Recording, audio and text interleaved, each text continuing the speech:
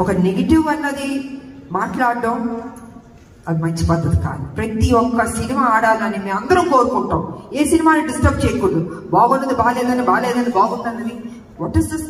ఇది కరెక్ట్ పద్ధతి కాదు. దయచేసి ఎవరెవరు ఇలాంటి తప్పులు చేస్తారో కొంచెం మీ మైండ్ సెట్ మార్చుకోండి. ఈ ఇండస్ట్రీని బతకనివ్వండి.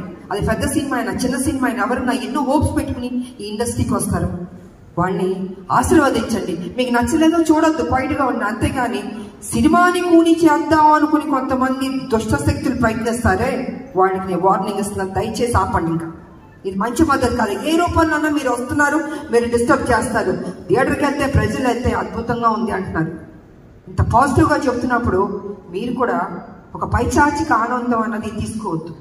మనస్ఫూర్తిగా దీవించడం నేర్చుకోండి. మీకు ఎవరైనా వెనకాల గెలుపుతూ ఎక్కిస్తూ మైండ్ వాష్ చేస్తుంటే ఆ దగ్గరికి వెళ్ళి కూర్చొని చెప్తా కొట్టుకోండి. కానీ don't try to spoil the film. ఇది మంచి పద్ధతి కాదు.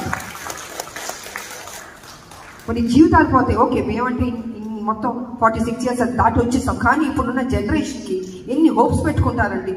హీరోలు కానీ, హీరోయిన్లు కానీ, డైరెక్టర్ కానీ, ప్రొడ్యూసర్ కానీ కొన్ని కోట్లు ఖర్చు పెట్టి తెస్తున్నప్పుడు వాళ్ళ సినిమాని నాశనం చేసేద్దాం అనుకుంటున్నారే.